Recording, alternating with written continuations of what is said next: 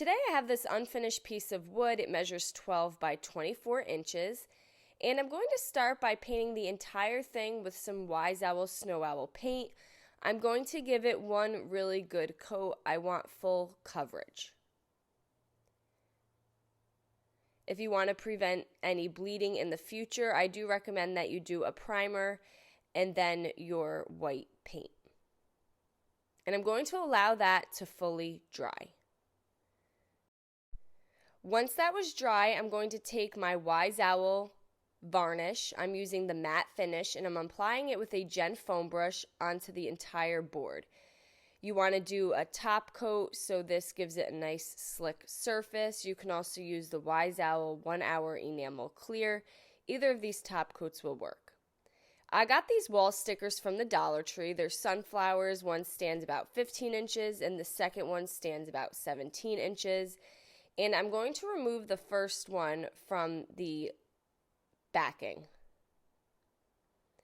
Now at this point, my varnish is about 80% dry. I do want it to be a little sticky still, so that way when I lay my sticker down, I find it adheres it a little better. But the top coat is important because it gives it a nice slick surface to stick to. So I place the one on the left side and I'm going to take the second sunflower and I'm going to place it on the right side. But I am going to raise it up a little bit so it's standing a few inches taller than the other one. And I'm going to rub down. I even have a brayer here that I'm going to rub the sticker so that it sticks nicely. I have this pumpkin. I believe I found it at a Dollar Tree. It had a stand on it. I removed the stand and I'm going to paint it with some Wise Owl Fireside. Once it was dry, I gave it a very light sanding. And you can really decorate this pumpkin however you want. I'm just going to add the metal leaf back onto it. And then I'm going to paint the stem with some Wise Owl chocolate paint. Now remember, all Wise Owl products can be found on our website at chalkitupfancy.com. And then I decided to just dry brush a little bit of white onto the pumpkin. You could paint this with a lot of detail if you want.